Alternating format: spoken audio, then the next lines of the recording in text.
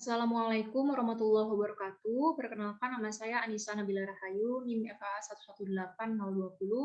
Nah, di sini saya akan mereview jurnal yang berjudul Identifikasi Keanekaragaman Anggota Family Culicidae sebagai upaya pengendalian vektor dan penyakit bawaan nyamuk di Universitas Gadjah Mada, Yogyakarta.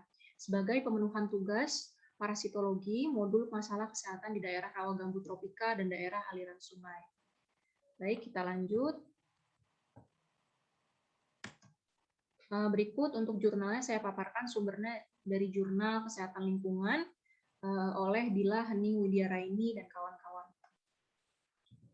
Sebagai pendahuluan, kehadiran nyamuk Family Culicidae sebagai vektor berpotensi menyebabkan penyebaran suatu penyakit. Nah, tempat hidup nyamuk umumnya terletak di daerah tropis termasuk di Indonesia. Siklus hidup nyamuk terbagi menjadi 4 stadium, ada telur, ada larva, ada pupa, dan ada imago atau dewasa. Dalam satu siklus hidupnya, nyamuk itu punya 2 tempat hidup dengan karakteristik berbeda, yaitu di wilayah perairan pada fase larva dan pupa, serta wilayah terestrial pada fase imago atau dewasa. Nah, keanekaragaman nyamuk ini bisa bervariasi akibat adanya faktor manusia maupun lingkungan di wilayah tersebut. Tujuan dari penelitian ini adalah untuk mengidentifikasikan keanekaragaman nyamuk Family Culicidae dan karakteristik tempat perindukannya sebagai upaya dalam pengendalian vektor dan penyakit bawaan nyamuk di wilayah kampus Universitas Gadjah Mada, Yogyakarta. Untuk metodenya sendiri, penelitian dilakukan pada bulan April hingga September 2018.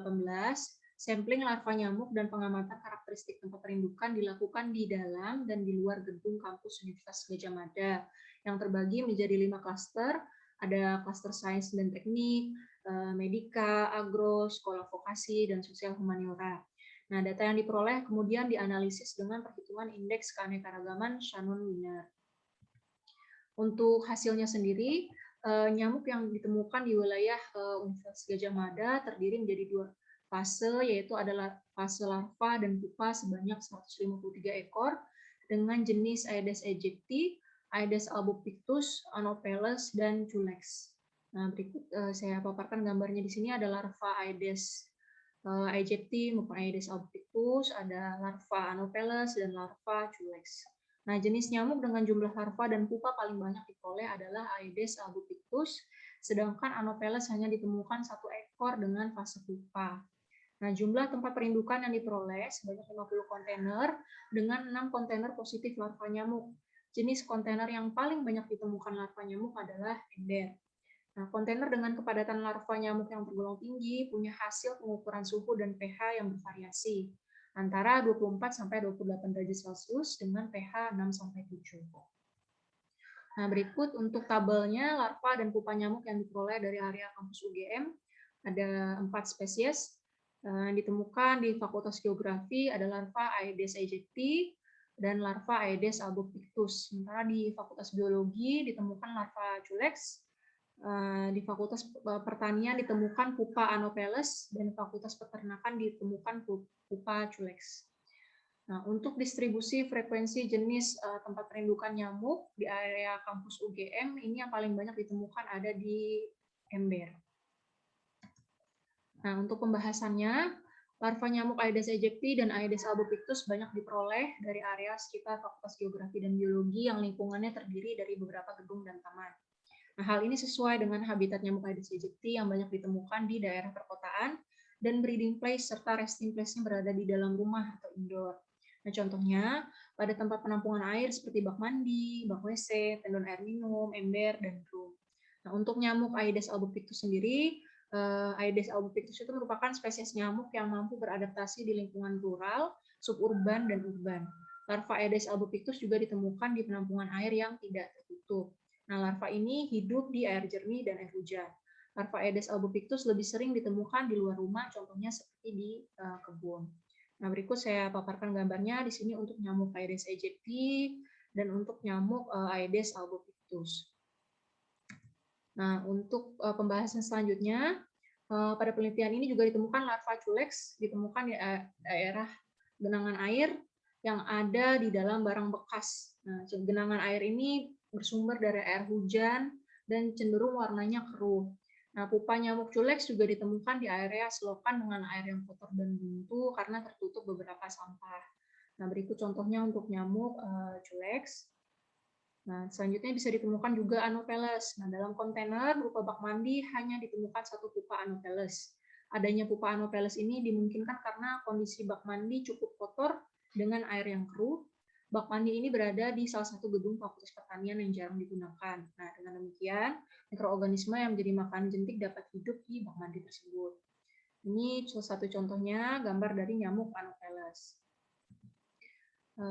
Selanjutnya, penemuan spesies nyamuk Anopheles sp sebagai vektor malaria, Aedes aegypti dan Aedes albopictus sebagai vektor utama, dan potensial dari dengue fever dan dengue hemorrhagic fever, serta nyamuk Culex yang berperan sebagai vektor filariasis di daerah kampus Universitas Gadjah Mada perlu mendapatkan perhatian serius.